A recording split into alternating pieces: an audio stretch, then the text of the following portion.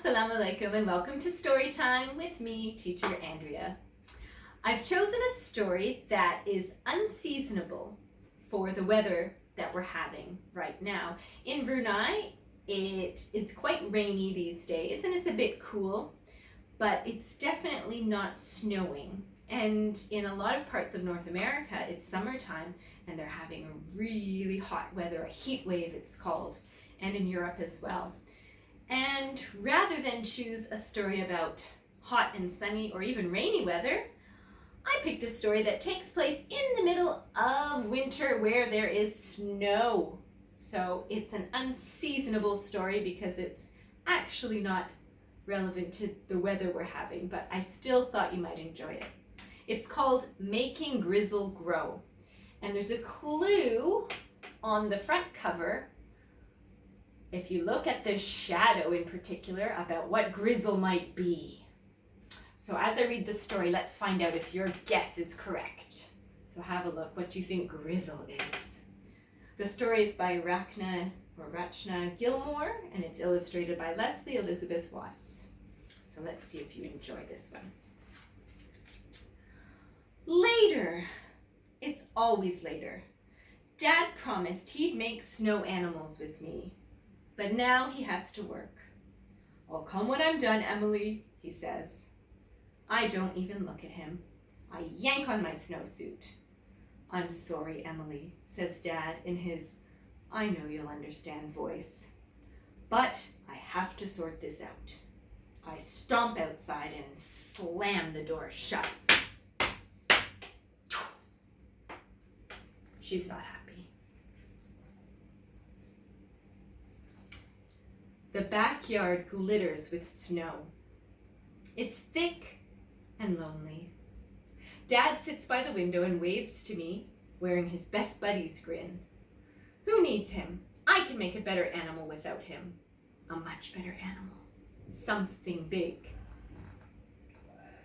Any idea what animal he'll make?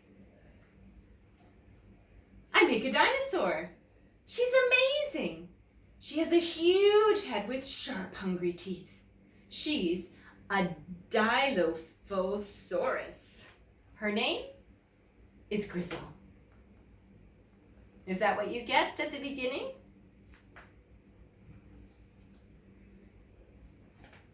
Dad opens the window. Hey, that's a cute little animal, Emily. Cute? Little? Grizzle rumbles deep inside her throat. Don't worry, Grizzle, I scowl. I'll help you grow.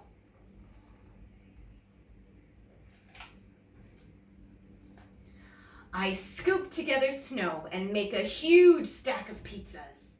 Double pepperoni and cheese. No olives or anchovies. No icky stuff Dad likes. Grizzle snaps her teeth. One bite and the pizzas are gone. Grizzle is bigger, a grown-up Dilophosaurus. She looks at the window and tosses her head, but Dad's busy working. He doesn't even notice. More, huffs Grizzle. I cook up a mound of hot dogs, cheeseburgers with the works, monster meatballs with spaghetti. Grizzle snorts. One gulp and the food is gone. Grizzle is way bigger, a megalosaurus. She flashes her teeth at the window. But Dad just stares at his work and scratches his nose. I bet he's picking it, even though I'm not allowed, because it's too disgusting. More, growls Grizzle.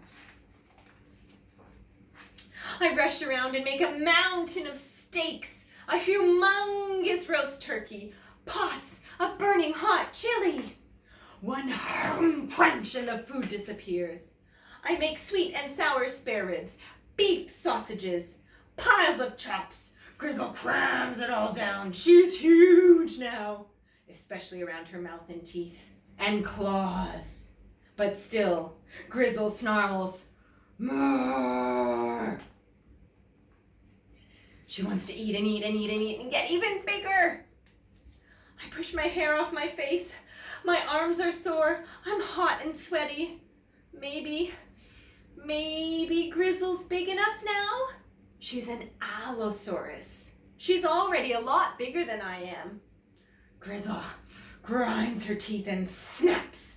So I throw together some Brussels sprouts and zucchini, toss salad with low-fat cottage cheese, the stuff Dad eats when he's trying to lose weight. Grizzle just scarfs it down. More, she roars. I'm not going to argue with an Allosaurus, especially one with stinky breath, so I scrape together some boring old snow porridge. As fast as I bring it, Grizzle gobbles it down. She's enormous, but she still booms. More! I lean against my shovel, but there's hardly any snow left. Grizzle opens her mouth wide. She picks her teeth with a wicked claw. She's a Tyrannosaurus Rex now. I don't think she's too big on listening. I try to laugh to show we're still friends. Nice, Grizzle, I say. I edge away from her mouth. Nice, Grizzly. More! Thunders Grizzle. Dad opens the back door. Hey, Emily, want some hot chocolate? Grizzle drools. Her stomach rumbles. Wow, that's really something, says Dad, staring at Grizzle. He smiles and comes down the steps. Dad's awfully small compared to Grizzle, and his shirt isn't tucked in, so his belly shows. I know he can't run in those slippers. Goody, croaks Grizzle. More! For a moment, I just stand there, frozen. Then I scream, no! Watch out, Dad! I'll save you! I dive into Grizzle. She twists and turns, her snowy teeth flashing. But I grab her till she's smushed to the ground. She had to save her dad. Dad comes running and holds me tight. Grizzle is gone. There's just a pile of snow where she used to be. Are you all right? Asks Dad, picking up his slippers. I nod.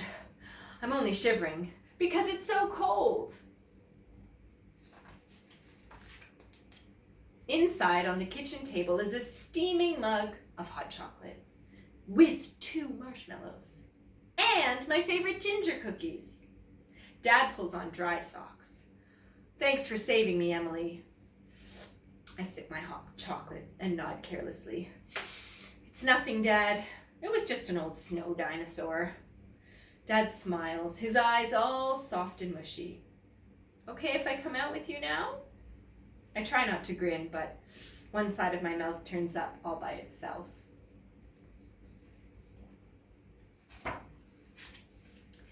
Dad gets me dry mittens. We go outside together. All right, I say, crunching my excellent cookie. You pick what we make. How about a Tyrannosaurus Rex? No, I shake my head. Not a Tyrannosaurus Rex. No way, a Tyrannosaurus Rex. Definitely not a Tyrannosaurus Rex. Okay, says Dad. Then what? A Brachiosaurus. Why a Brachiosaurus? Anyone know? What do you think?